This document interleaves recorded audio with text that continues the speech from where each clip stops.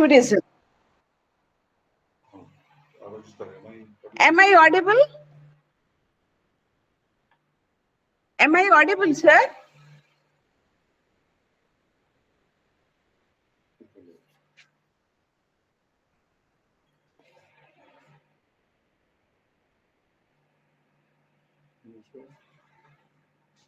Dear students, can you listen me?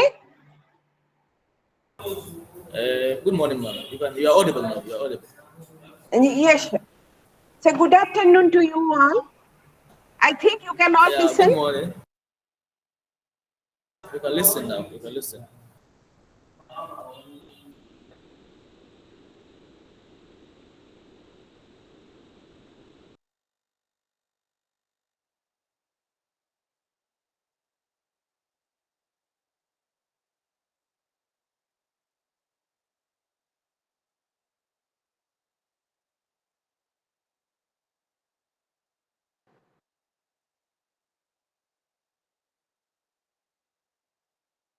Yes.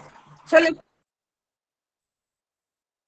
today's class is on, we can hear you. It consists of 8 credits and the 8th credit is within 10 blocks. 8 credits includes 10 blocks and the block 1 is your introducing Indian culture. This is the initial block that we are going to start in today's class. As you know that this block introducing you to Indian culture is the first step when we are going to have an idea about Indian culture.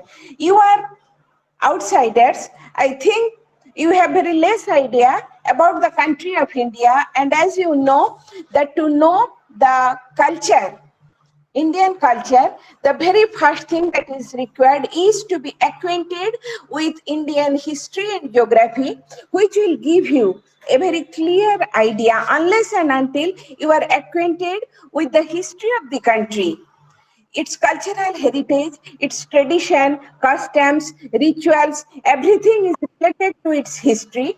So the very first class we are going to start in today's class is your introducing Indian culture. The 4 units are there: Indian cultural heritages, the historical context 1, Indian cultural heritage, the historical context 2, the third unit, it revolves around the fact, the conservation of culture, and the fourth one is tourism and culture. As you know that the paper is linked with tourism. Tourism, which is now a very fast growing industry in various sectors. The first step or the initial step in this regard is when we are going to promote tourism. The different types of tourism is there, and one part of the tourism is heritage tourism, cultural tourism. The tourists, those who are very keen to visit the places of cultural interest, were very interested to visit the place of historical importance, the heritage site. So when we are going to visit those places, we must be acquainted with the particular history of the monument or of the place, the background, etc. So the paper aims at introducing the dear students who have enrolled in this course. The course, as I told you, you know the course, Indian culture and the perspective of tourism. It is very important from tourist point of view to form a broad idea about Indian culture. India as a country, it is having a long history from prehistoric time till today. Right from the beginning of Stone Age culture, that is the prehistoric phase, till today, the history of India, it has covered a long space of time, long march of time, and with this march, in various phases of history, we have acquired our heritage status either in monuments or in places or in any objects or in any very recently Shantiniketan, one of the some important universities of India, it has got the heritage status from UNESCO site. It has received the heritage status because of its unique method of teaching. And another temple which has also received the UNESCO heritage site status, that is a temple in the South India belonging to the Hoysala period of rule. So my point is to give you the idea that when we are reading about the Indian culture and its connection with tourism, the first thing that is required is to be acquainted with Indian culture. And culture, as you know, it is called the blood of the being. As human being cannot survive without its blood, similarly, a culture, a civilization, it rests on culture. So if the cultural roots are strong, then a civilization, it can survive or it can continue.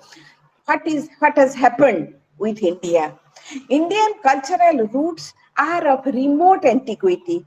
As I had pointed you earlier, that the Stone Age culture, India has a long, glorious past of Stone Age culture, that Old Stone Age, New Stone Age, then Copper Age, Iron Age, all these sites, they are available in India.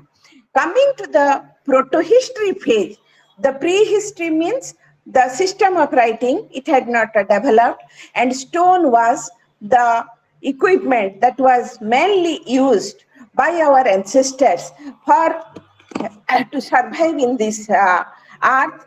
And then, you know, after Stone Age culture, the Metal Age culture, it ushered in, and gradually the system of writing, when man, the ape man, turned into a very rational man, thinking man, Homo sapiens, we find out that gradually, with the development of intellectual ability, intellect, now new things they wanted to create, and in that process, the process of writing developed, and we now came from prehistoric phase to proto-historic phase. When we came to proto-historic phase, the very first phase, the first civilization in India is your Harappan civilization. In the world context, because maximum of the students are from Africa, you must feel proud of the fact that the oldest civilization of the world, it started from your Nile Valley civilization on the bank of the river Nile, which is situated Egypt. It's situated in Egypt on the northern part of Africa. So the first oldest civilization with a glorious heritage was your Nile Valley civilization. Then we find out that in Western Asia, in parts of Mesopotamia, the land between Tigris and Euphrates River, the Mesopotamian civilization, it developed in Sumeria, Babylon, Akkad, etc. And at the same time, on the northwestern part of India, we find out that a civilization developed that is called as Harappan culture or Indus Valley civilization. It will not be out of context to make you conscious of the fact by that time India was not divided.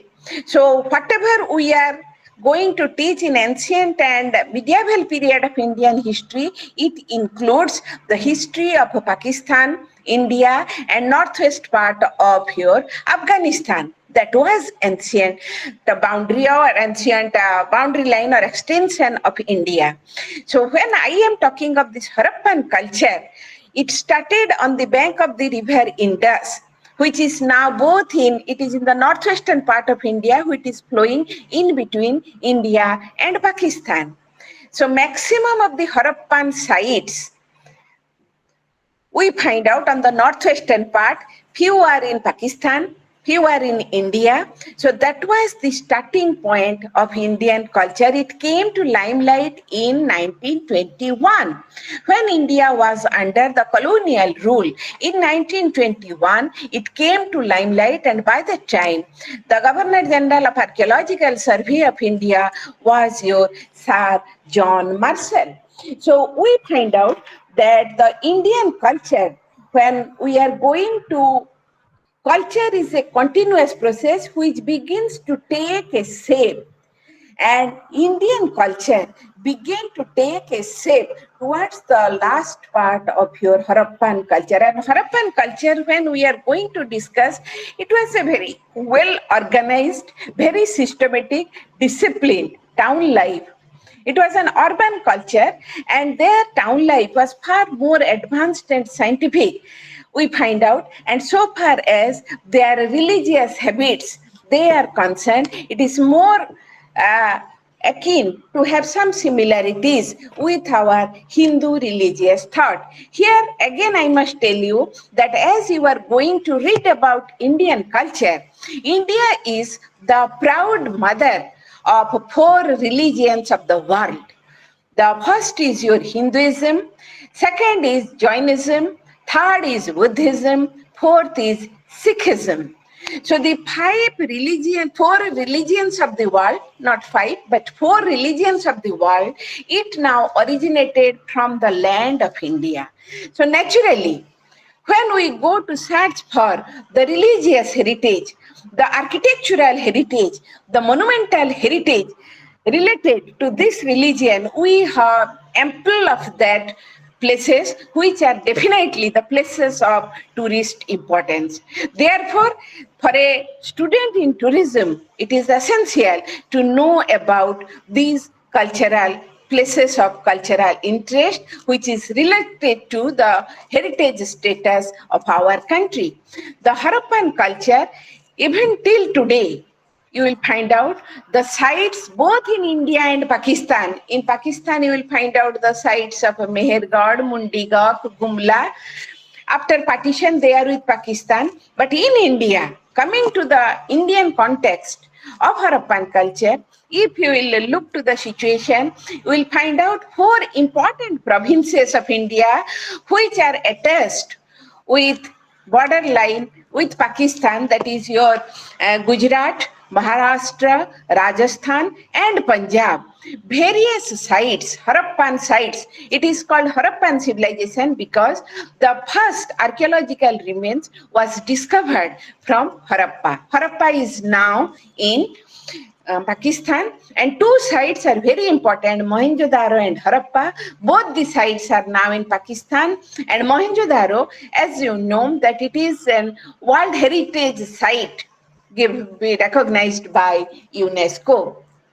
Then, then we find out that Harappan culture, the remains of Harappan culture in the Indian context, it is available in Dholavira, Gujarat, and in various places in Maharashtra, Daimabad. You will find out a number of places, various places in India, about 900 sites related to Harappan culture has been excavated in various these four provinces, and they are the sign of the ancient cultural heritage of India. And mind it, one thing I must point out, when you are going to have an idea about Indian culture, it is a continuous process, because after the decline of Harappan civilization, the next civilization which sprung up in India was the Vedic civilization. It is called Vedic civilization because it is important for the compilation of Vedas. What is Veda? Vedas are the texts.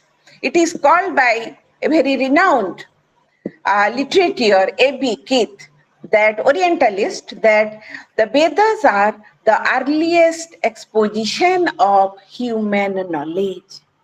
So it is the earliest exposition of human knowledge, the Vedas. The Vedas were compiled, the four in number: Rig Veda, Yajur Veda, Sam Veda, Atharva Veda. And besides the four main Vedas, we find out the various parts of Vedas are the limbs of Veda, which is called as Vedangas, means limbs of Veda. And another part is Upanishad, the concluding portion of Veda. Mind it, these are full of with knowledge, intellect of our earlier ancestors. Their religious belief, their social structure of that time, it now provided the foundation of future Indian culture. So as a student of Indian culture, the beginning was in Harappan period, but this beginning of Indian culture began to take a very concrete shape. It began to take a very concrete shape with what? With the arrival of the Vedic Aryans or with the compilation of Vedas. Then we find out that it was in this situation after Vedic civilization. So Veda is still today is available, and from Vedas you will find out the basis of Indian culture.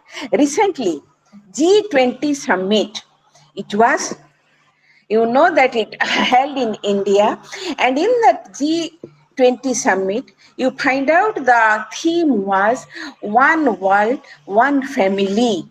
Vasudhaiva Kutumbakam. Here, one thing I must tell you: the language of Veda is one of the oldest religion of the world, that is Sanskrit. Vasudhaiva Kutumbakam. The entire world should be treated as a family. The very high Vedic ideal. So it is full up with humanitarian values, high ideals of human life, and the things of Hinduism, the very important thing related to the Vedic ideal is simple living, high thinking. We must live a simpler life, but we must have higher thoughts. So those type of high sounding ideals are inculcated in Vedas, and the customs, the beliefs which are in Vedic time, they now served the basis of Indian culture, the philosophical basis of Indian culture, the literary basis of Indian culture, the religious basis of Indian culture, the various bases of Indian culture. Now coming to the 6th century BC, two important religions, it originated in India in the form of Jainism and Buddhism. And you must we must salute the 6th century BC, that not only in India but also in ancient China there was the birth of Confucianism, teachings of Confucius, which later took the form of an ideal, that is Confucianism, and in ancient Persia, which corresponds to modern Iran, it now there was the birth of Zoroastrianism. So in 6th century BC, there was birth of Zoroastrianism, Confucianism outside India, and in India, within India, there was Buddhism and Jainism. This Buddhism and Jainism, to a great extent also, they have given shape to Indian culture. In this context, the Buddhist ideal of non-violence, the Buddhist ideal of non-violence, the Buddhist ideal of admitting women into the Buddhist association, what is called as Sangha, is very unique one. And these are very fundamental things of Indian culture. So the ideal of ahimsa, the ideal of an egalitarian society, the society based on equality, because in Buddhism you will find out equal status for all. So those things, it has also been inculcated as a part of Indian culture. You see, history is a continuous process. When we are reading history, we, for our convenience, we have made periodization. The part which we are now I am now teaching you, it is the ancient portion of Indian history, and the portion, that ancient portion of Indian history, which now gave the foundation, which now served as the basis of Indian culture. So my point is this, that we are now in the ancient period of Indian history. And in this ancient period, the two important civilizations, first was the Harappan civilization, the second was the Vedic civilization, then the birth of two religions, to a great extent, it now molded the Indian culture. Then we find out the emergence of various dynasties. Out of that dynasty, I must refer to one important dynasty, that is your Mauryan dynasty. And in that Mauryan dynasty, I must refer to Ashok. There was a ruler, great ruler Ashok, and he is famous for taking this Buddhist ideal or the religion of Buddhism outside the border of India to China and Japan, which are now the land of Buddhism. Originally, during this time, Ashok's period, the Buddhism now from the land of its birth, it now spread to other countries of the world. But from cultural point of view, Ashok's period is very important period because Ashok was the first ruler in ancient Indian history who now used stone for architectural purposes. Then you may ask me, before him, was there not any architecture of stone? We do not find out any huge architecture related with stone, and the entire credit goes to Ashok. Prior to him, there was the use of wood, ivory in minor form, but creating big architecture in stone, using stone for architectural purpose, it now the credit goes to Ashok. I remember 4 to 5 years back, you must have come across a news, the Bamiyan Buddha statue in Bamiyan Buddha statue of Afghanistan. Afghanistan is now a Muslim country. How the statue of Bamiyan Buddha was carved in a Bamiyan hill, the credit goes to Ashok. So he, in various hills, hillocks, and in other places also, he now carved out these type of statues, which still today they are regarded as the places of interest.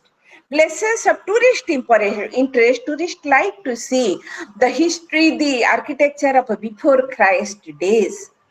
Then from Buddhism, Ashok, we will come to another important page of ancient Indian history, what is known as Gupta period. In Ashok's time, there was a lot of Buddhist architecture like your Sarnath, Sanchi, Lauriya Nandangad, Maski. In various parts of India, you will find out the construction of Buddhist viharas, Buddhist shanghas, Buddhist chaityas, pillars, etc. And till today, all those architecture, they serve as the places of interest, tourist interest. The Gupta period, it is the dynasty is called Gupta dynasty because their name ends with the surname Gupta. And this Gupta period is an unique period. This Gupta period is an unique period in the sense that in Gupta period, there was much of the creation of Hindu architecture. The temple architecture, the concept of temple in a curvilinear form.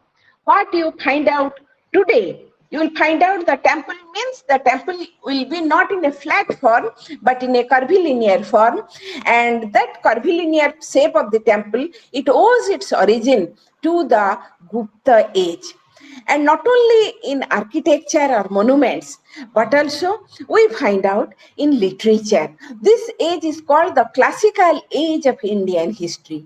So in medicine, in astronomy, in astrology, in literature, you will find out remarkable achievements were made by the Gupta literators, Gupta architects, Gupta astronomers, etc. It was only because of royal patronage. The kings were supporters of these type of cultural activities. And these type of cultural activities which were carried on during this time, naturally we find out and the two important epics, Indian epics, you know, the Ramayana and Mahabharata. So Ramayana and Mahabharata, the gods of Hindu trinity, that Brahma, Vishnu, Maheshwar, all these things, I am not going to details, but they now strengthened the base of Indian culture, which was given in ancient period, in before Christ years. So they now got strengthened. The age of Gupta age is from 4th century AD, 4th century CE, Christian era. So from 4th century CE, we find out the Gupta age, it now strengthened the cultural heritage of India. Then we find out the another ruler, Harshavardhan, but my focus will be on Nalanda University. In 8th century CE, Christian era, there was the visit of a Chinese traveler to India whose name was Huan Sang, and he has recorded his Indian accounts in a book called CU Ki, the record of a Buddhist kingdom in India. The question is, why did he come to India? The answer is that he was a Buddhist and he had an interest to see India, the birthplace of Buddha, and another intention was there to get himself enrolled in Nalanda University. Here I must tell you, if any traveler wants to visit Nalanda University, it is still there. So the traveler must know, the tourist must know what is the significance of Nalanda University? It was a very flourishing university, and it now drew the scholars outside, like you also, who are enrolling in IGNOU. So students from outside India, they were enrolling themselves in Nalanda University because the teachers of these universities, they were men of very high category, and they were men of high intellect. So we find out that the students of Nalanda University, Huan Sang, he was a student of Nalanda University. By that time, in his time, the vice chancellor was Silabhadra. And we find out that Huan Sang has recorded. Where is Nalanda? Let me tell you about the location of Nalanda. Dear students, when you are going to read about the historical importance of a place, please be acquainted with the geography. Unless and until you are acquainted with the geography of a place, you cannot be acquainted with its history properly. It is told that geography and chronology are the two eyes of history. So geography and chronology. First thing, you must know the geography of that particular region and chronology. Chronology means the chronological events, the manner in which the events are presented, means Harappan culture, then Vedic civilization, then Jainism and Buddhism. So in a chronological manner, you cannot put Vedic civilization, then Harappan culture. No, it should be presented in the chronological manner. And Nalanda University, it is in Bihar. Bihar is a state in India situated in the eastern part, and in Bihar there is a district called Nalanda, and in present day context, you will find out the remains of Nalanda University and how scientific, how systematic they were in the students of Nalanda University, they were. So Huan Sang was a student of Nalanda University, and Nalanda is now a place of tourist importance. You will be simply amazed to know that their construction, their planning, the planning of their buildings, their library, their hostel, everything, it draws the interest of the tourists. So this is also one of the very important tourist spot so far as the cultural tourism is concerned. So I am now going, as I am introducing you with various aspects of Indian culture, we find out that in ancient time, when the Indian culture was going to take a proper shape, these things, the Gupta dynasty, the classical age of Indian history, the period of Huan Sang, when Huan Sang came to India, by that time the ruler was Harshavardhan, we find out that the Indian culture had already begun to take a concrete shape. I had pointed you earlier that Indian culture is always, what is that? One of the important feature is continuous. That is not the case with other civilizations. In other ancient civilizations, they are now, we do not find out any cultural continuity. But for example, our Hindu religion, right from the time of the last part of Harappan civilization and in entire Vedic civilization, Hindu religion, what we are following today, began to take a concrete shape and in proper form. The Buddha Hindu religion, it emerged during the time of the Guptas. And so far as Buddhism and Jainism is concerned, even till today, they are full-fledged religions having their own ideology, having their own institution, having their own way of thinking. And Sikhism, it came later on. So I am now in 7th century AD. 7th century AD because I am putting emphasis to 7th century AD on this ground that this century is marked by the emergence of another important great religion in the context in the global religious scenario, and that was the religion of Islam. So the religion of Islam, Islam as a full-fledged religion, it emerged in 7th century Christian era. And with the emergence of Islam, now we find out that, as I had pointed you earlier, that the boundary of India was very extensive. The boundary of India was very extensive, including Pakistan and northwest part of Afghanistan. Now, with the emergence of Islam, gradually, when the Arabian countries, they became powerful, and in 712 AD, in 712 Christian era, we find out the Arabs, they now invaded the Sindh province of India. So Sindh is now in Pakistan. So they came from further northwest, and coming from northwest, they conquered. So the coming 500 years, from 7th century of Christian, 8th century of Christian era to 1206 AD, these 500 years, you will find out the frequent Muslim expedition towards India. And the purpose was India was very rich and prosperous. And the very intention was how to get wealth. And during these 500 years, from Arab invasion of Sindh till 1206, what happened in 1206? In 1206, we find out there was the establishment of Muslim power in India. So it took 500 years, and within 500 years, by 1206 AD, there was the establishment of the Muslim power in India. So the first page, what you read, or what I gave you the idea, that was the ancient page, and up to Harshavardhan or up to Huensang's arrival. Then we find out with emergence of Islam, certain change it came.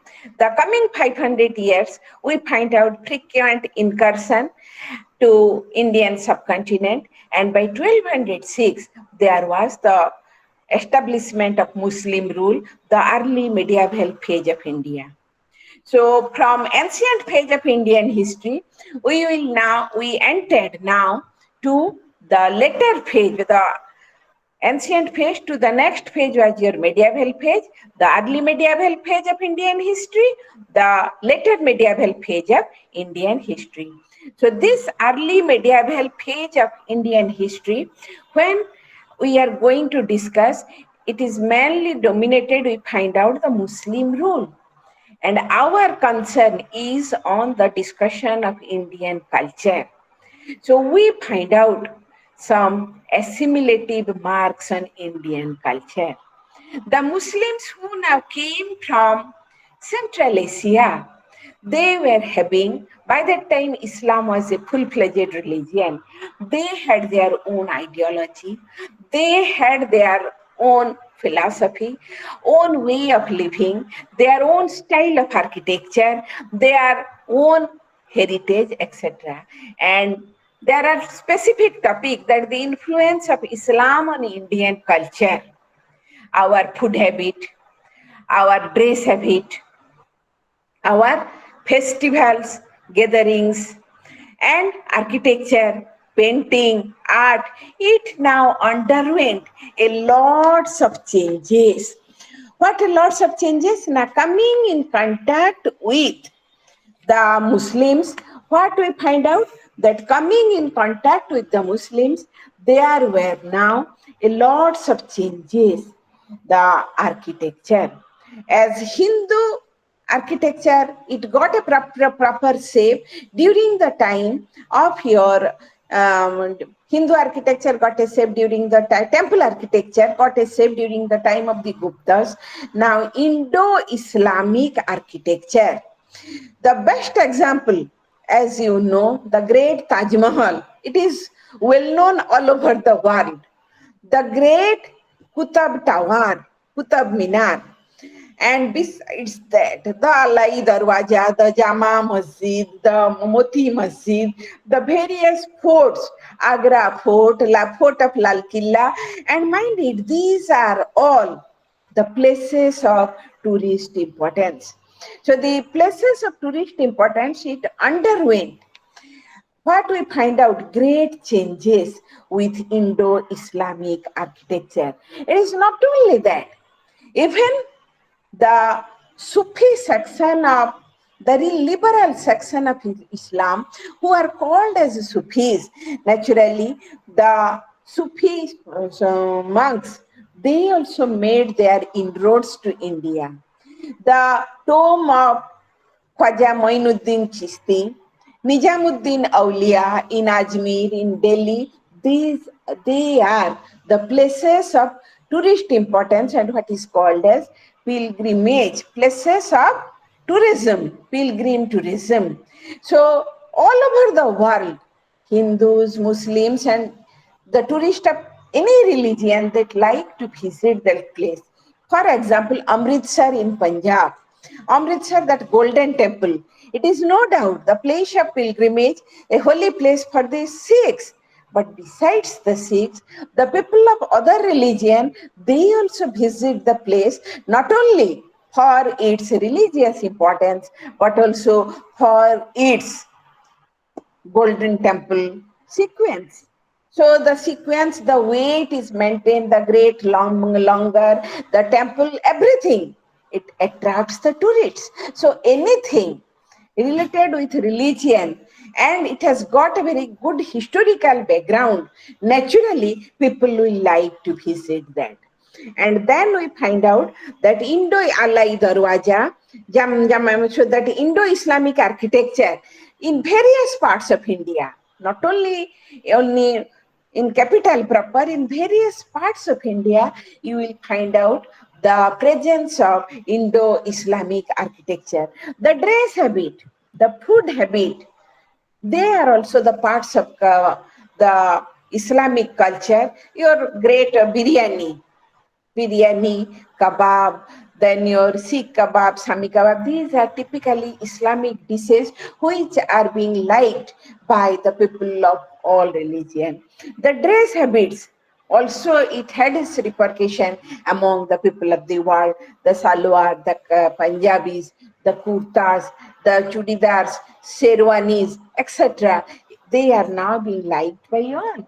So you see, culture, the influence when we are going to read about the culture, as I told you, making acquainted with Indian culture, the very first point that we must remember that Indian culture is unique. Unique in the sense you will find out not only the Hindu elements.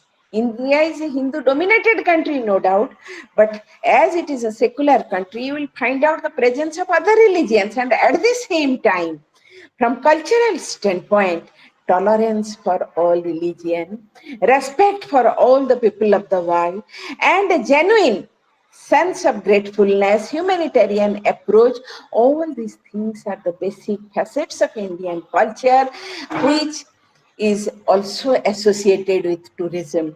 And I must tell you one line in Veda. There is a line, I am quoting the original Sanskrit line, Atithi Devo Bhava. Atithi means the guests are equal with gods. The Vedic concept in Veda, you will find out, it has been written that one who is a guest A guest is not an outsider. A guest should be treated like a god.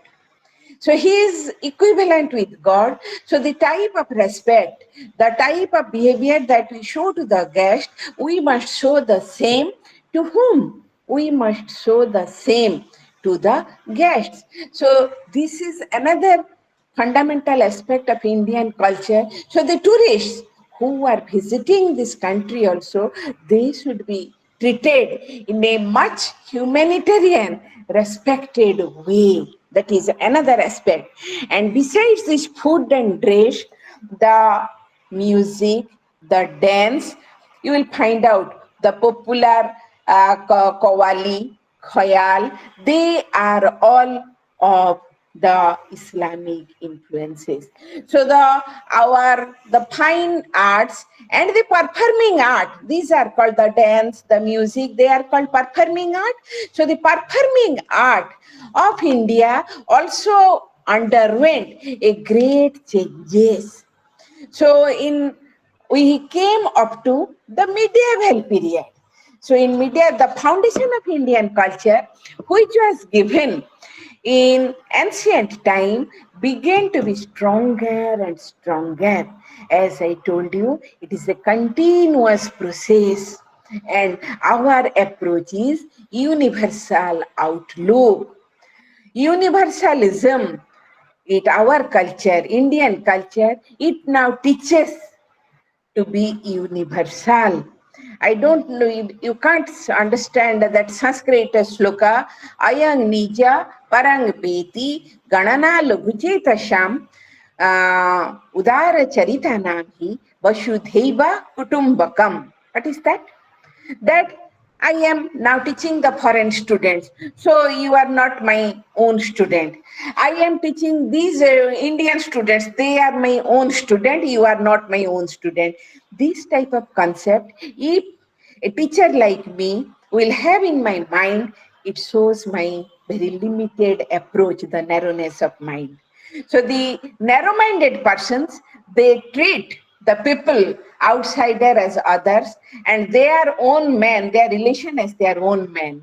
But those who are broad-minded, who are having a very broad outlook, broad temperament, for them, the entire globe, the entire earth, the family members of earth, they belong to one family.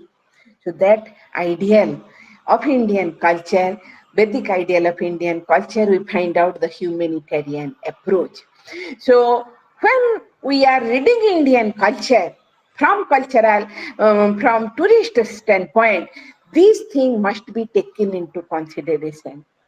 And to be very materialistic in this connection, tourist means the earn of money. So the materialistic side at the present day setup cannot be set aside, but that is one aspect. The other aspect is we should be humanitarian. We must have a universal approach. We must have the treatment, the best treatment that we can give to these outsiders, and they will have a very, very high impression about the culture of this country. After later medieval period, we will enter into the modern phase of Indian history, and that is called the colonial phase, the recent phase. The culture of the country, it also began to take a shape during the modern phase.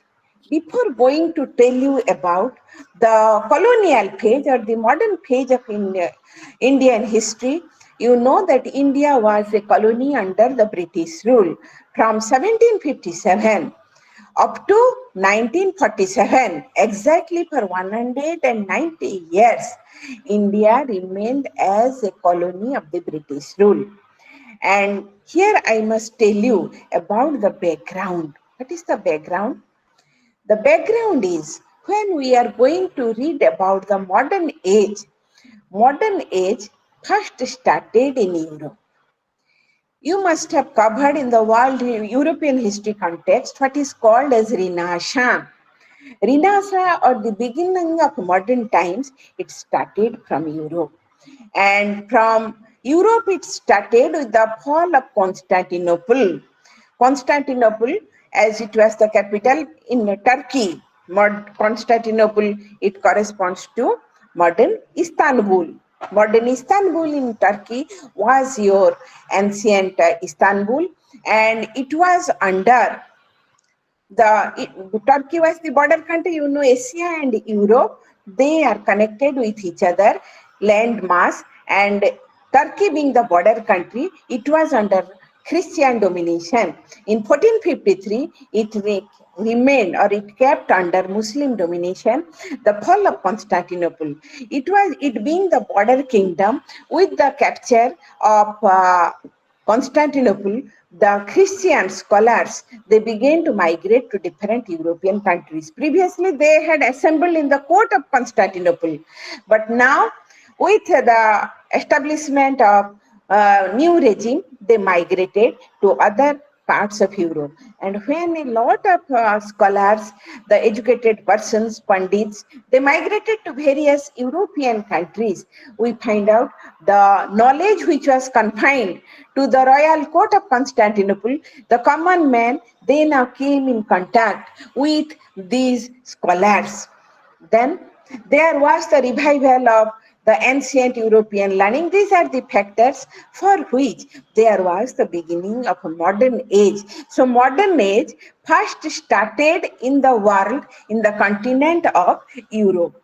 After your Renaissance, then we find out the next important thing was the religious Reformation movement. The Christianity, under the leadership of Martin Luther, now there was religious reformation. Christianity, to a great extent, it had become a corrupted one due to a number of inhuman practices, corrupt practices. So to purify Christianity, a movement arose under leadership of Martin Luther, and the movement is known as Reformation movement. They wanted to reform the existing Christian religion. The movement is Reformation movement. And after that, Christianity was divided into two parts, the Catholic Christians and those who protested, they were called as the Protestant Christians. So the first change of modernization, it was felt in the field of religion with Reformation movement. Then what happened? After Reformation, we find out the geographical discoveries. The Europeans, they now felt that previously they were afraid of going for sea voyage because it was believed the medieval men, they were very much conservative, superstitious, and they believed that your sea and oceans, they are the residing places of the giants, of the witches, so they did not have like to have the sea voyages. But now started geographical exploration. With geographical exploration, Columbus discovered America, Vasco da Gama discovered sea route to India, Drake and Magellan, they now covered the entire world in the sea, and by sea voyage, then we find out that the European powers, then they now established their colonies in various parts of the world. So in various parts of the world, the European powers, it started from Portugal, Spain, England, France, Italy, Belgium, they now began to establish their colonies in various parts. And in that process, India became the first discovery of sea route to India was made in the year 1498 by the Portuguese sailor Vasco da Gama. And thereafter, a number of European companies, they now prepared to come to India. You can ask me previously what they were doing. Previously, they were coming to India through land route. With the fall of Constantinople, the ruler of Constantinople, he did not allow the European merchants to come to the Asian countries through Constantinople. So the next alternative was to discover sea route to India. So now, sea route to India, it was discovered. So with the discovery of sea route to India, now the different European countries, they now sent their companies like French East India Company, the Swedes East India Company from Sweden, the Danes East India Company from Denmark, the English East India Company from England. The one thing you mark, East India Company. What is East India? East India means India is situated to the east of Europe. So the company were called as East India. Europe is situated to the west of Asia, west of India. They now came. And if you will go through the Indian history, this page, they now established their rule. And again, not only the geographical exploration, with the beginning of modern age, there was scientific revolution in England, in Europe, the growth of science and technology. You find out Isaac Newton, he now found out the theory of gravitation.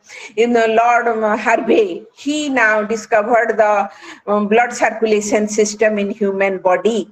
So a lot of advances were made in science and in technology. There was the industrial revolution. First started in England, then it spread to other European countries. So what now happened? It now so happened. Dear students, can you follow me what I am telling you? Yes. Any Yes, chat? yes, ma'am. We're together.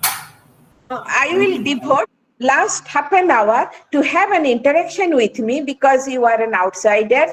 You have very less idea about India. So whatever you want to ask me in this connection, you can ask me. I will give you that opportunity.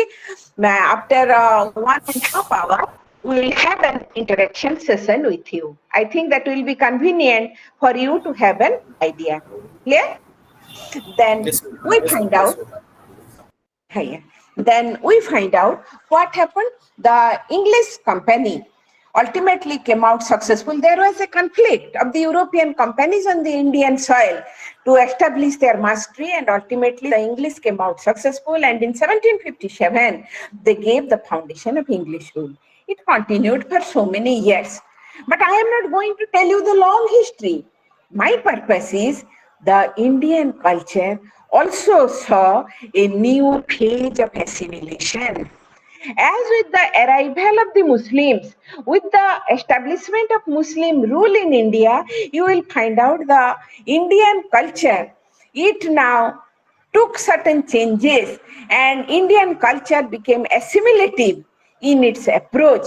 Now, with the arrival of the British, now they were modernized. I gave you in detail because by that time India was in its medieval age, and the Britishers came with modern ideology, modern technique, a number of new things. They introduced the modern system of education. They now, the Western education, it now became available. The English education, along with that, the type of history writing, all these things which are the product of modern temperament, they also gradually began to enter into India. The great Veda, which were written in 1500 BC to 600 BC, that was the period of the Vedas, nobody knew about them. For the first time, a group of scholars, they now read Sanskrit, then they translated Veda into English.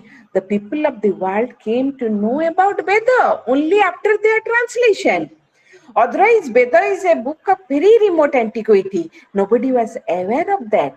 So our Veda, Upanishad, the ending part of Veda, the Gita, the Mahabharata, it also were translated in Muslim time. The very rich Persian literature, your Jahangir Nama, Babar Nama, Aini Akbari, these are very valuable historical documents.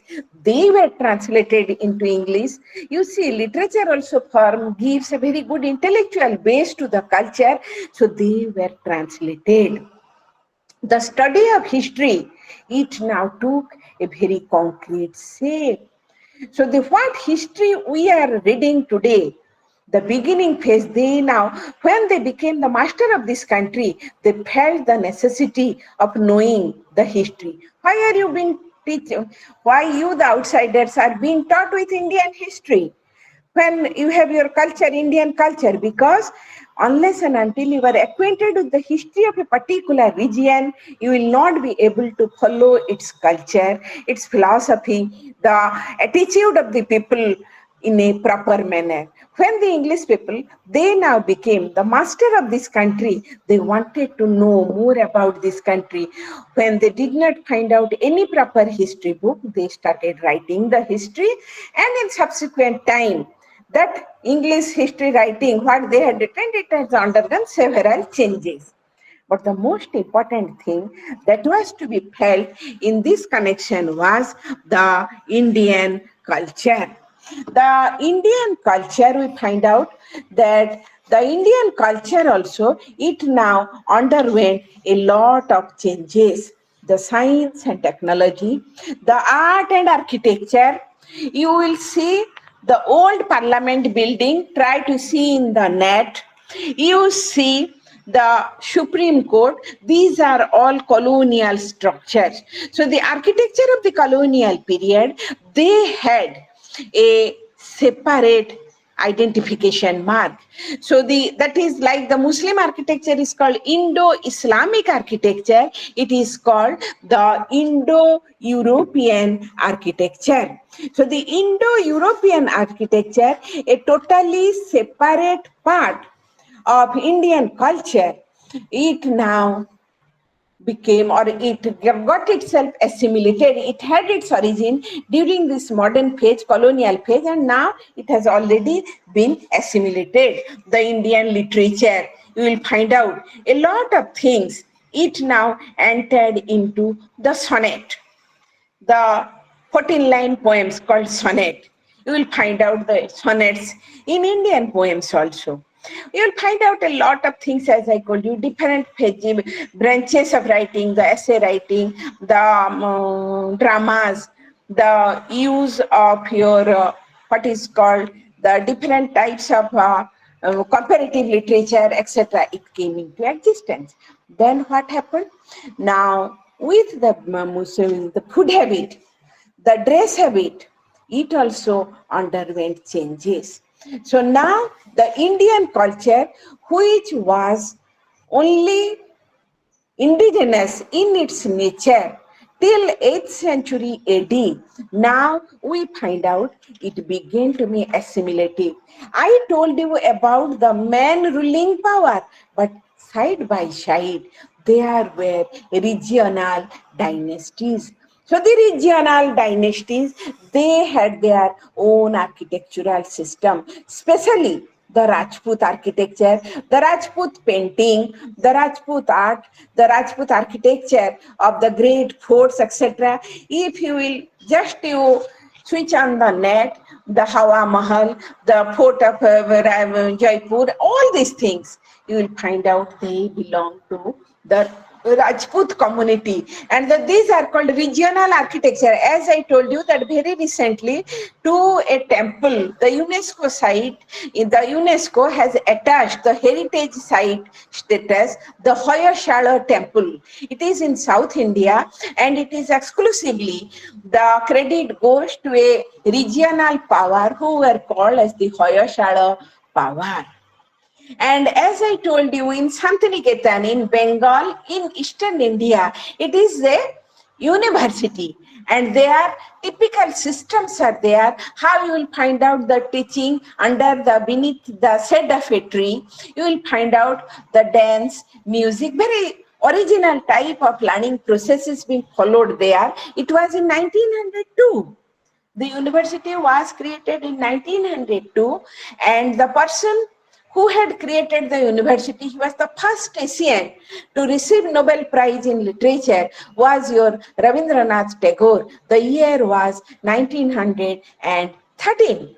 So the year 1913, Rabindranath got a Nobel Prize, but prior to that, he has that universal vision of providing education in the best possible natural surrounding and with very primary type of educational habits. Anyhow, So my point is this, it was during the phase of Muslim rule in India and the English rule in India, we find out, especially during the time of Muslim rule, some regional dynasties, they had also achieved their prominence by their architecture, by their painting habits, and also different types of forts, fortification in their structures. They also serve as the place of tourist importance. And the painting, the Kangra painting in Himachal Pradesh and in Uttarakhand, that means on the northwestern part of India, you will find out different types of paintings related to this Kangra and painting, and these are all the Samba painting, Kangra painting, etc., etc. So we find out that the general feature of Indian culture, if we make an assessment that it is assimilative. You know that after 1947, India has been partitioned. The two wings of India has been cut up in the form of Pakistan in the west, and by that time it was East Pakistan in the east, and in 1927 it became a separate country, Bangladesh. So Bangladesh in the east, Pakistan in the west. But prior to that, when we look at the cultural sequence of the country, there is a shloka that Uttaram Jat Samudrasya Himadrischaiva Dakshinam Varsantat Bharata Nama Bharati Jatra Shantati. It means that the boundary of India, it starts from Himalaya in the north to Cape Comorin in the south, and from Eastern Sea, Bay of Bengal in the east, up to Arabian Sea in the west. And you know the ancient name of this country is Bharatavarsha, which is named after the king of Indian mythology, Bharata. The name India has been given by the Britishers. As I told you, Harappan culture, it is on the bank of the river Indus, or in local language it is called Sindhu River, but they pronounced it as Indus. Crossing that river, when the Muslims came from Central Asia, they used to pronounce Sindhu as Hindu. So the population beyond the river Sindhu is called Hindustan. Hindu, from Sindhu came the word Hindu, Hindustan, and the Englishmen, they called it river Indus, and from Indus Valley civilization, India. Anyhow, so my point is this, and another thing I must tell you, that in India, in 4th century BC, the great Greek invader, your Alexander, he had come. So Alexander, from his tiny city-state of Macedonia in Greece, he had come to India. So he came up to Kashmir. Then somehow or other, he now returned. So my point is this, that from Greece, Greece is in Eastern Europe, from Greece to Northern India, Kashmir, up to the border of Kashmir, he came. So foreigners also in various phases of history from Central Asia, from Eastern Europe, they have also made their inroads to India, and you will find out in remote part of Pakistan, it is told that some of the uh, soldiers of Alexander, they used to reside, their family members, till today they are found out. What I read in one journal, but I don't know the actual truth. The whole thing that I want to present before you is this, that right from ancient time, there was the foreigners, they were the fabulous wealth of India. India was very rich. India was a very rich country, the fabulous wealth of India, and for Europe, the Indian ivory, the Indian spices, and the Indian cloths. There is a typical cloth in India, what is called the muslin cloth. The finest muslin cloth of India was as thin as spider's web that was there. So that was the object of attraction. Marco Polo from Italy in Prior to the fall of Constantinople, he had come to India, China on the way. So he went to China also for some time, he had come to India.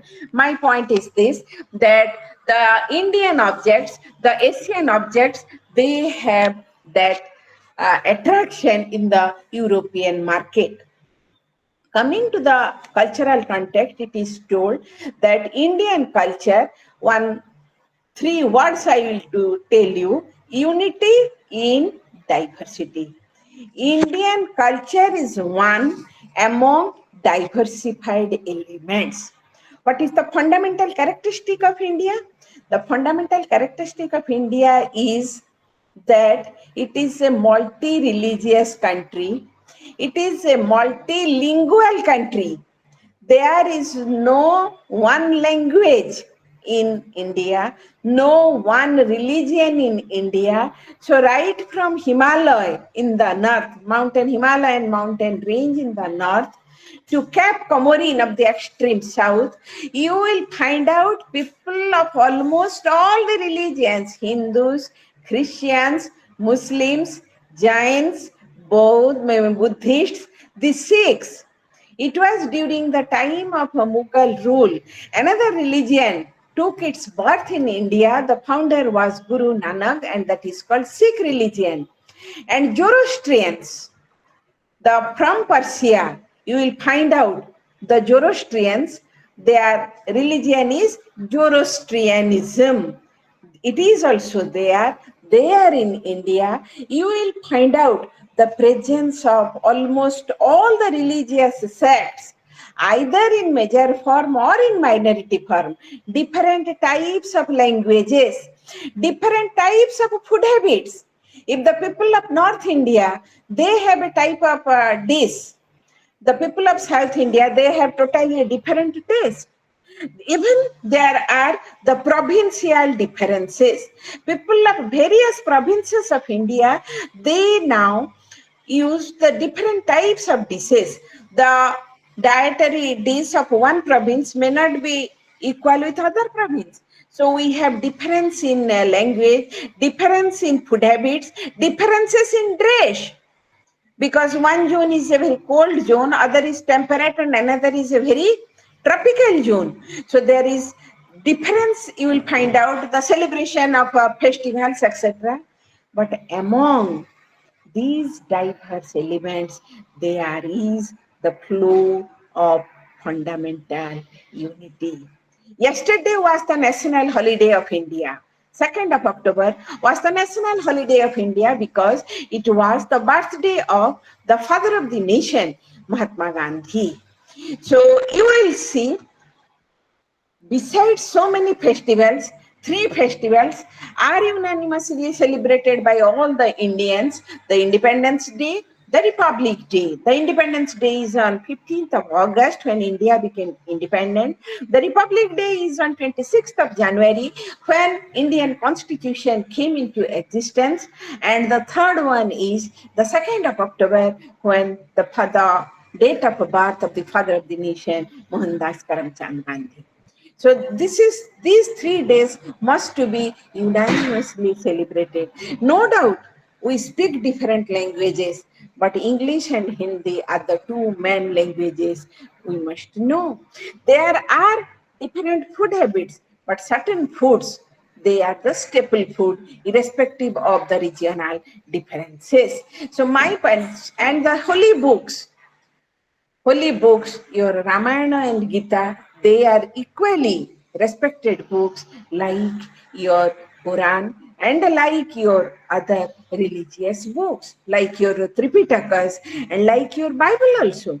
So my point is, Indian culture, it is diverse in character, no doubt, but among these diverse elements, there is the flow of fundamental unity, a fundamental unity. Then the thing is the conservation of culture. I, in the shortest possible manner, made you acquainted with Indian culture. Now the thing is that the conservation of culture. Only by being acquainted with Indian culture is not enough. One must be acquainted with the culture and the conservation of culture. Culture should be conserved. Culture is our identification mark. And if we do not conserve our culture, then I can give you a very good example. As you know, India has got 28 states and 8 union territories. Each almost in each state they have their own individual handicrafts. It may be with textile, it may be with your brass, it may be with terracotta, it may be with your gold or silver, anything. They have their own individual identification mark. And the typical type of textile dresses, if you will wear it, I can suppose I am wearing a typical Sambalpuri dress. That means I belong to the eastern part of India. So my point is the dress, the type of textile dress it is being prepared and I have owned, it is my identification mark, my cultural identity. The point that I want to focus in this connection is that the identification of culture, the culture is being our identification mark, being our identity card. So when you are an African, when you are coming, your dress, your habit or your way of dealing, we first wish somebody namaste with folding hands. So that is our cultural identity. You can know that he or she is an Indian. So the thing is this, culture should be conserved. We are now till today on 3rd of October 2033, so 23.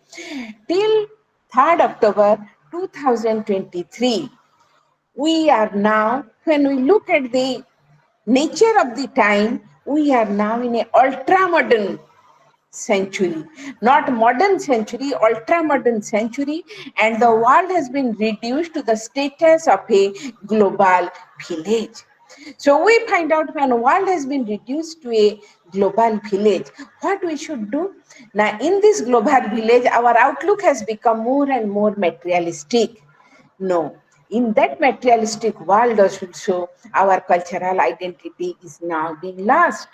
So at any cost, whatever may be, we may be ultra modern, we may be very scientific minded, whatever may be the thing, but we must make our own culture and our cultural identity, it should be preserved at any cost. And the institutions, the architecture, the places which are associated with our cultural heritage, with our cultural tradition, very important attempts should be taken at various levels to preserve our culture. And in this connection, in your book, you must have seen the World Heritage has been given and how the culture of a country, it should be preserved. What we should try to preserve? Culture, architectural relics, the sculptures like your temples, big forts, buildings, then paintings, and these are all related to art. Then the performing art, folk music, so not the modern music, the classical music, the folk music, the fairs and the festivals. In India, you will find out the reference to various fairs and festivals, and within 10 to 15 days, the big festival is coming, the Dashera festival, worship of goddess Durga, what is called as Dasara festival, and it will be celebrated all over India. And fairs are in particular places, but festivals, certain festivals are there which are all India festival. As I told you, regional festivals are there, but certain all India festival is there, like Holi, like Dashera, Rakhi Bandhan. These are all India festivals. These should be the tradition, should be preserved. The fairs and festivals, the rites and rituals, the rites that is followed in the marriage, the rites, funeral rites, the rituals associated with the birth of a child, various things are the rituals associated with worship, all these things that should be preserved. Then literature and poetry. As you know, that literature and poetry, they also constitute another various important aspect of culture. They should be conserved. And another important thing is handicraft. So the handicraft, as I told you, the muslin cloth of India, it was an object of attraction for the European ruling class and European aristocracy. It is told, it is mentioned that the finest muslin of India was as thin as a spider's web. You see, that muslin cloth, originally its production place was Dhaka. Dhaka is now not with India, it is the capital of Bangladesh. And to a great extent, these muslin craftsmen, they are now trying to revive that muslin cloth. And at present, we find out they are very, very costly and they are so fine and so thin. They have revived to a great extent muslin cloth. So the handicraft of each state, you will find out the Sambalpuri cloths in the state of Orissa, Tangail Dhanekhali in the state of Bengal, Madhubani in state of Bihar. Every state has their Lucknow stitch in the state of Uttar Pradesh. Every state, they have got their kalamkari in your Andhra state. Then you will find out Fulkari in Punjab. A lot of things are there. Sholapuri in Maharashtra, Gujarati in Gujarat, typical of their handicraft, their stitching style, and it is totally different. And definitely you will be attracted, and they are definitely the places, the things for tourist importance. That not only the clothes, the various objects made of ivory, the horn works, the antler works, you will find out all these things, that the terracotta, the paper mache toys, all these things, they are the object of interest. For whom? For the tourist. So why a student of tourism will read about the Indian culture? Now culture is very much associated with tourism. Then is your cuisine and lifestyle, the cooking habit. I have come to India as a tourist, or if you have have gone as a tourist to another place, then I want to taste a particular dish of the region. So the cooking are also different in different regions. Specific dishes in specific regions are also there. They should be also preserved. So cooking habits or the cooking dish of a particular region, that also is associated with the culture of that place. Here I must tell you that when Lord Buddha, who was the founder of Buddhism, he now sat in deep meditation and ultimately he got the light of knowledge. When he got the light of knowledge, he wanted to break his fast. It is written in the Buddhist text that he came in contact with two tradesmen, Bhalluka and Tapassu, and what he took, they were from the region of Odisha, that is the state of Odisha in the eastern part of India. That was one type of cake, and that cake, even till today, it is being prepared. If I will tell you the name, you can't follow it, but you can preserve the cake for at least 3 to 4 months. These merchants, when they had left the state, they had taken those cakes with them, and Buddha now, when he wanted to break his fast, he took those cakes from that merchant. So that cakes are typical of this region. So that is our identification mark. It being our identification mark, we should try to preserve our cultural identity. And not only the places, not only the structures, but also the fairs and festivals, but also the rites and rituals which are a part of our lifestyle, day-to-day living. They should also be but preserved. I was in a place outside India, and I am giving you that this mark, what I have worn on my forehead, it is a red color bindi, and anybody look at me can follow that I am a married lady, because it is my culture mark that a married lady means must have this type of mark on the forehead. So a lady without this mark may be either unmarried or maybe a widow or like that. So it is one of the part of my culture and also a part of my identification. Another important thing is this: whenever we are going to, in your culture also, what are associated with your culture, try to preserve it, because it will serve as your identity card outside. And when we are preserving our cultural heritage, we must have a sense of pride with them. So I must feel proud of my culture. Yes, I belong to this culture. I must feel proud of that. So the conservation of culture is very important thing. Then the last part of the unit was your tourism and culture. As I told you that it is tourism and culture, they are exclusively devoted.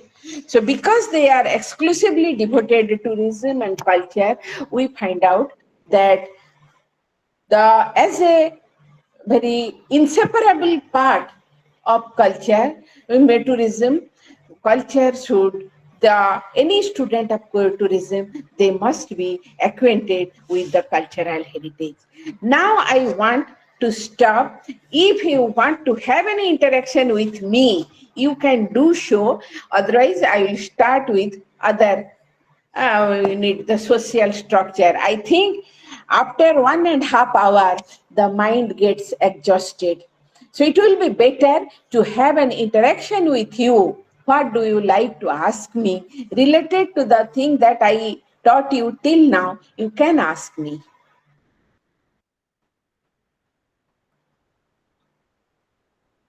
Okay, ma'am. Thank you for the wonderful presentation. It was really superb to have you on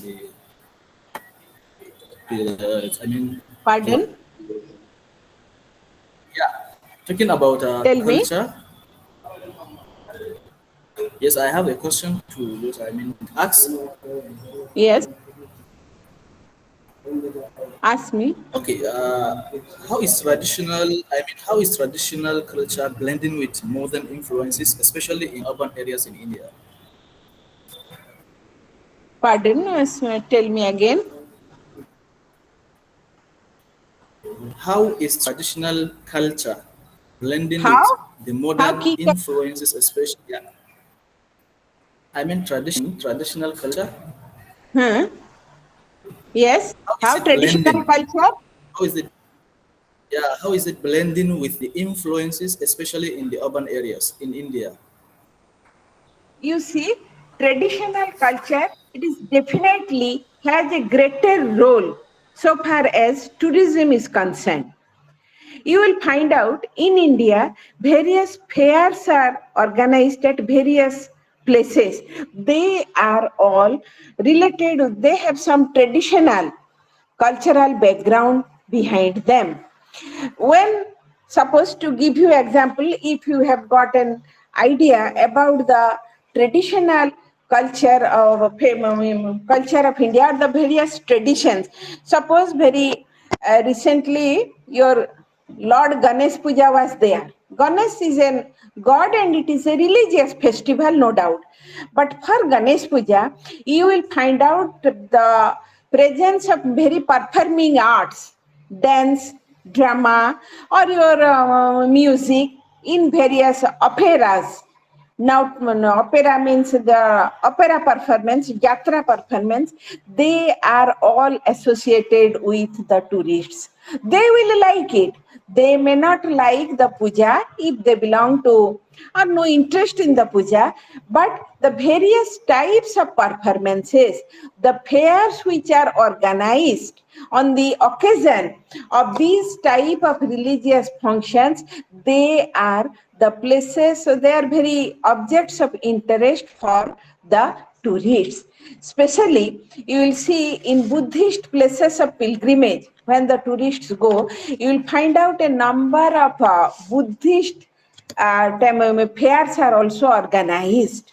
There we will find out the presence of the Buddhist monks, the fairs related to the teachings of Buddha, the Buddhists from China, Japan, they visit that spot and they go on looking at the place, the tradition, how that place, the people, they are acquainted with the Buddhist tradition and how they give respect to coming to the Odishan context. The Odisha was here from Odisha, a part of Buddhism, what is called the tantric part of Buddhism. It originated, Vajrayana part. So now the tradition of Vajrayana part of Buddhism, you will find out the observance of some traditions, and the students who are now having the Buddhist studies continuing in India, they visit that part on Buddha Jayanti, the birthday of Buddha. It is celebrated as a fair there. Naturally, you will enjoy it. So tradition, custom, heritage, these are all the essential parts associated with tourism. It is very much associated. Unless and until you are acquainted with the cultural aspect, tourism will not be that much of fruitful enough. To give you a very concrete example, as you know, our father of the nation of India, Mahatma Gandhi, whose birthday was celebrated yesterday, he spent the early years of his life at the country of South Africa.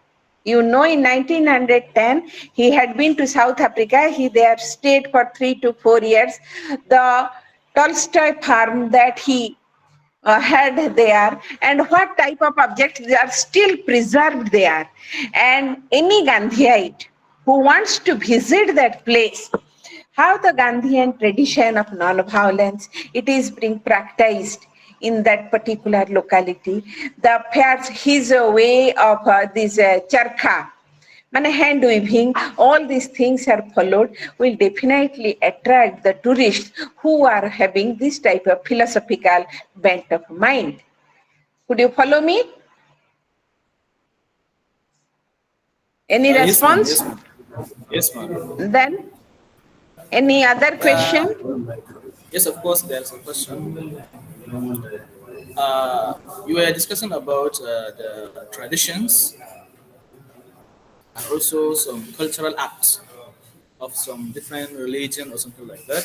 So, can you please share some stories of cultural exchanges between different regions and communities in India? And cultural of different regions of India.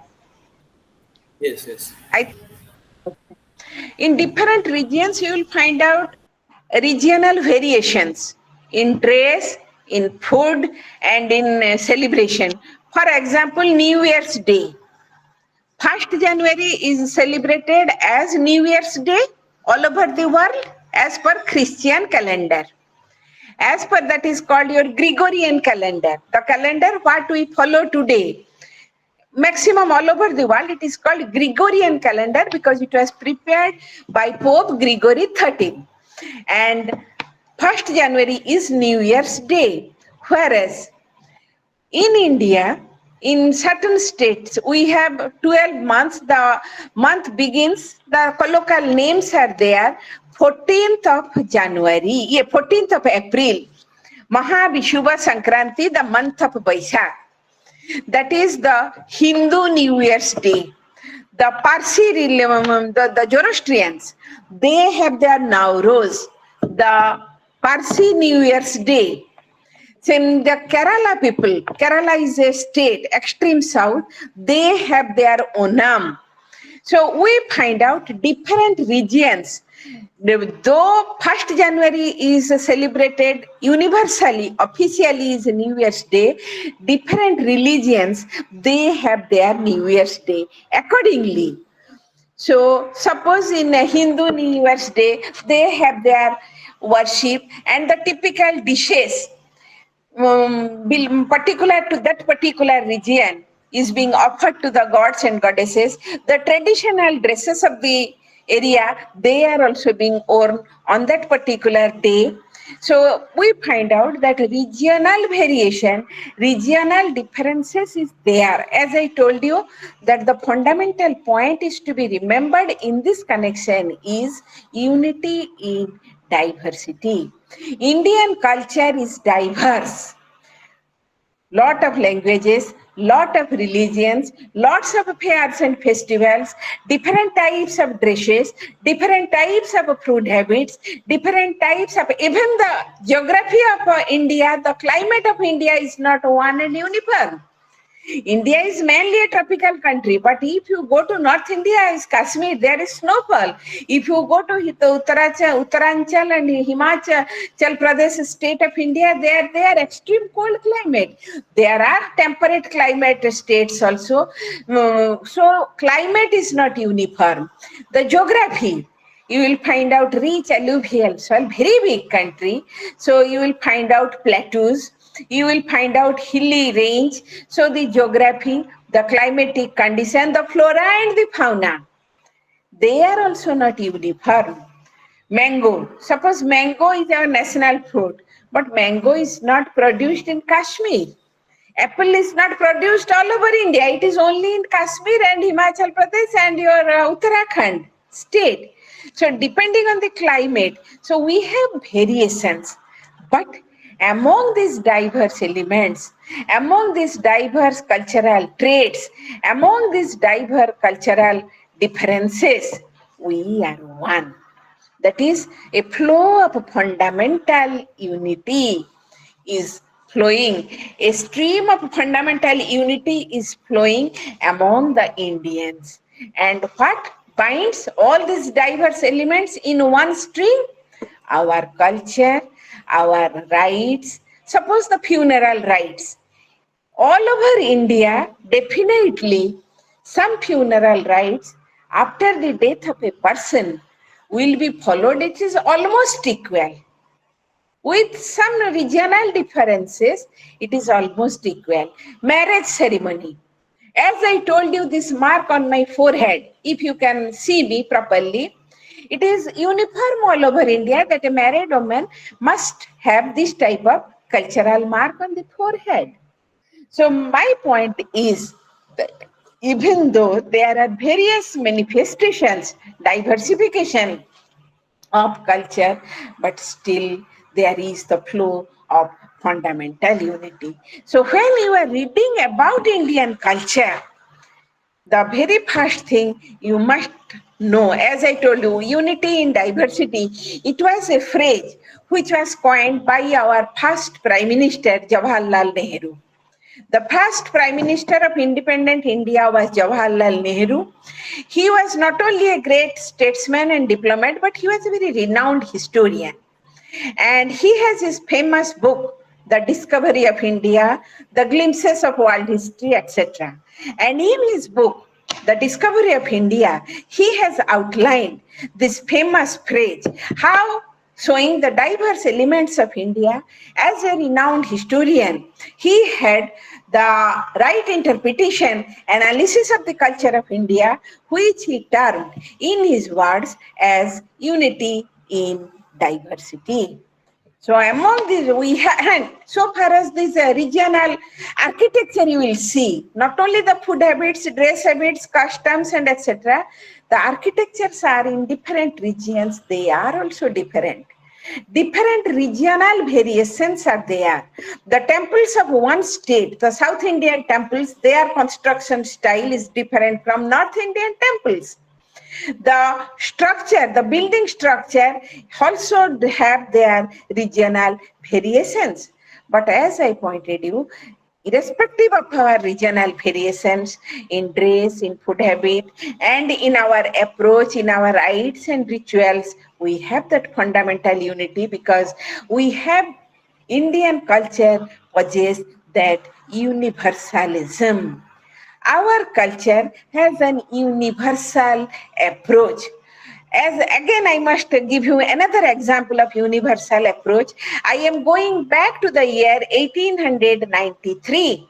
The month was November, December, I'm getting confused, when Vivekananda, you must have heard his name, one of the great sons of India, and who played a great role in reawakening India of 19th century, Indian Renaissance of 19th century. He went to attend the Parliament of Religion at Chicago, and he was very young by that time, only 29 years of age. A young man from India has gone to represent Hinduism. The other big stalwarts of other religion, the learned pandits and scholars, they had assembled there. And when they looked at this young man, immature young man from India, and that too from Hinduism, because Hinduism is limited to very limited pockets. Hinduism is not a worldwide religion. To a limited pockets, what Hindu, this young man, what he will tell? And the very first address that he made in that day, it represents the universalism of Indian culture. He first addressed, "Oh, my brothers and sisters assembled here." The very first address, that you may be a Christian, he may be a Muslim, he may be a Parsi or Zoroastrian, he may be a Judah, he may be from Judah religion, but whatever may be your religion, from whatever area you have come from, you are my brother, you are a human being. And Hinduism treat any other human being as a brother. So all the persons who have assembled here, belonging to different religions of the world, belonging to different regions of the world, you are totally different in our habits, in our culture, custom, but the fundamental truth about all of us is one, that we are all human beings. So you are my brother. All the persons assembled there, they were simply astonished with the magnanimity of the cultural outlook of India. That Hinduism, he then told that Hinduism as a religion treats the other human being as a brother. So that is our cultural identity, the assimilative mark. The very first thing, when I am seeing your picture on the screen, also you may be my student, but my address will be, you are my brother. What else? A very humanitarian address, brothers and sisters. So that is the essence of Indian culture. So Indian culture, as I told you, that ancient civilization flourished, first started in your country of Africa, in Egypt, Nile Valley civilization, then Mesopotamian civilization in Central Asia. We find out in Harappa, then Harappa, China and other Asian countries.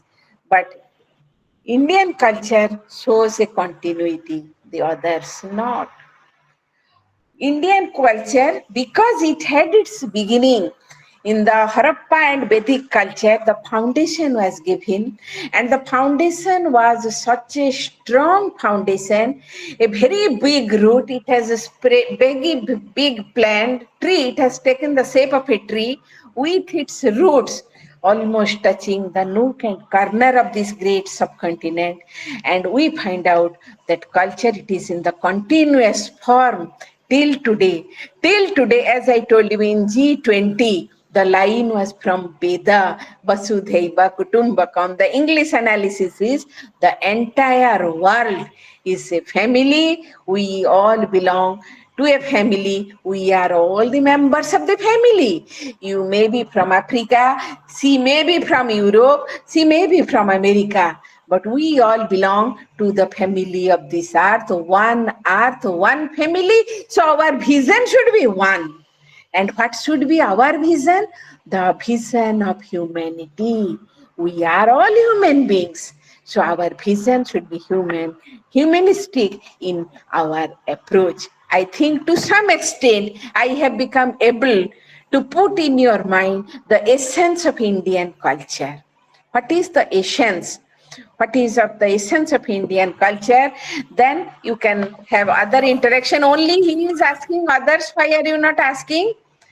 Patita Pavana, Jamini Kanta, I found out your name on the screen, Bashir. Then why are you not asking? I will be very elated, encouraged if you have some inquisitiveness in the subject or in the lecture that I delivered. Thank you, ma'am, for the response. Pardon? It was really interesting. I say thank you for the presentation. Hello, Yeah.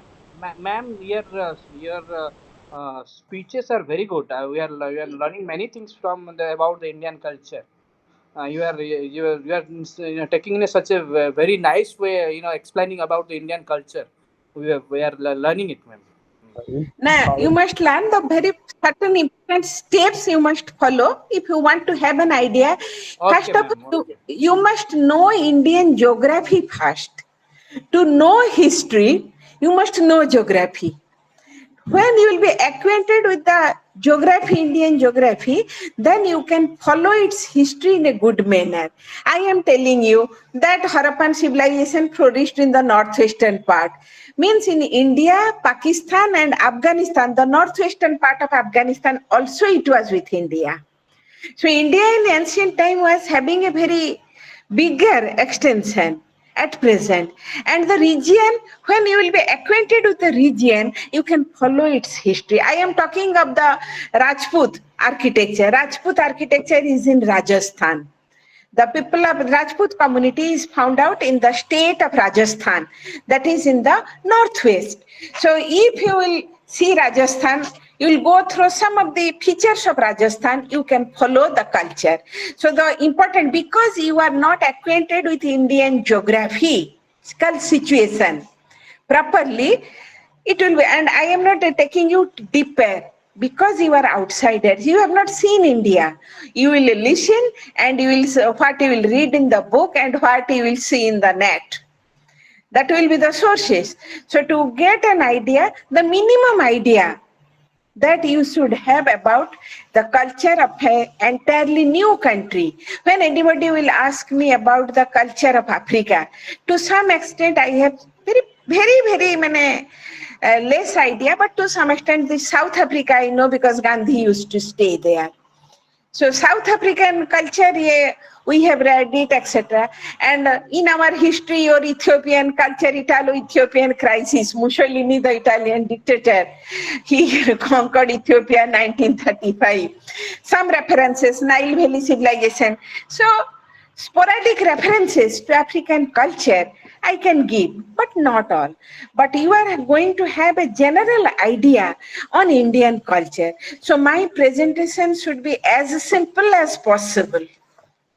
So unless I give you in simpler, I present myself in a simpler tone, it will not, it will be difficult on your part to follow me. That's why I am trying to be simple. And as I told you, that from the coming class, dear students, today you listen to me at a stretch to speak you for 2 hours giving lecture, it mind will not be receptive. I am a teacher for last 40 years. For last 40 years, I am a teacher. I know that after 1 hour, at best for 1 hour, 15 minutes, mind, the receptive capacity of mind, it decreases. That's why I have given you the opportunity for interaction. Kindly go through the book. And going through the book, if you have any inquisitive question or any inquisitiveness on the topic, kindly ask me, so that we will have an interaction session. And when we have an interaction session, the study, this new study, it will become further easier for you for grasping. Am I clear? So I know in today's class you are just getting the idea, but to have a full idea on the topic, if you want to have more idea, you kindly go through the book today night. This thing I tell to all my students, what a teacher teach in today's class, it is fresh in your memory.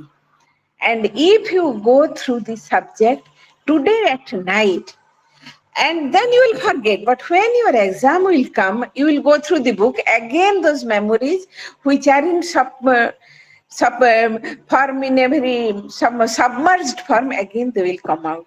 So today night, if you will go through the book, I think it will be convenient on your part to grasp the things and it will remain with you. You may forget, but that forgetting will not be permanent. That will be temporary forgetting.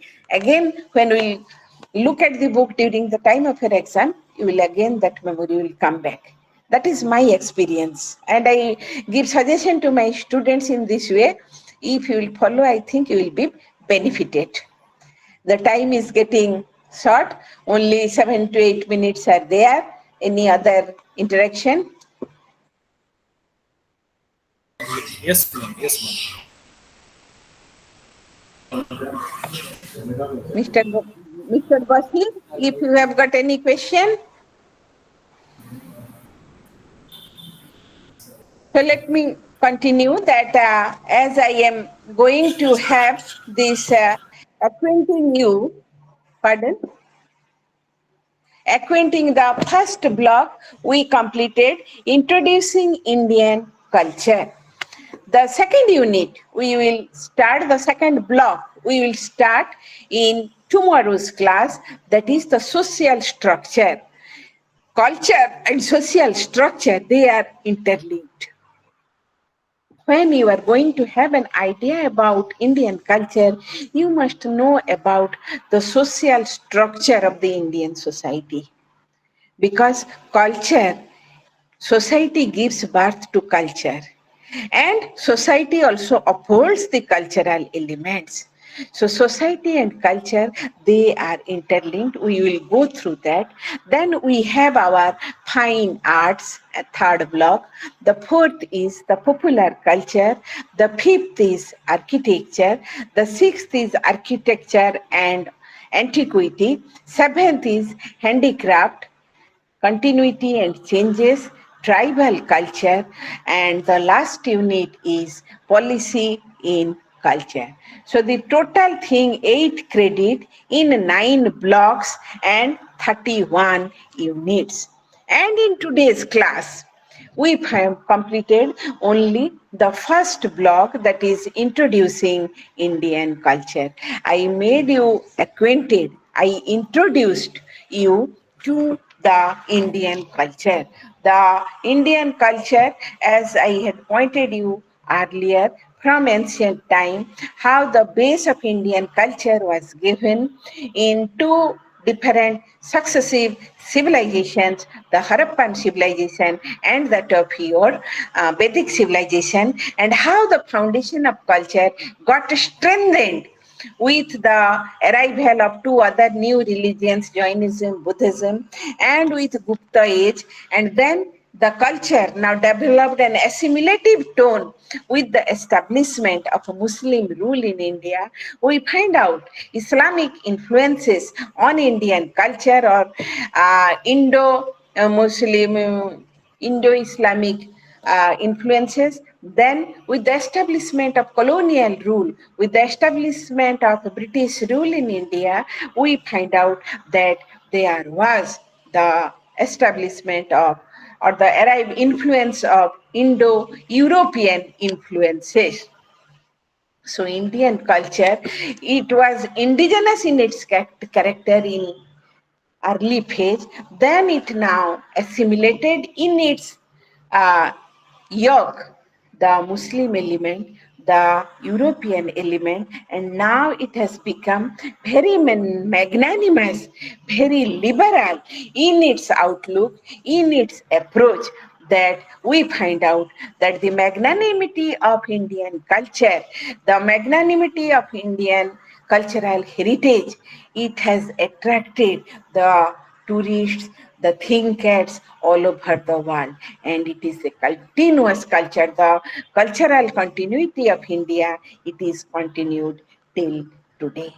So when we are going to make you acquainted with Indian culture, these things, the universalism, the humanitarian approach, the tolerant attitude of Indian culture salutes all other religion. Indians have their power of tolerance, respect for others. As I told you, that tourists, because the paper is attached with tourism, the tourists, the outsiders, they must be treated as the Atithi Devo Bhava, as the what treatment we give to our divinities, very divine treatment they should be given.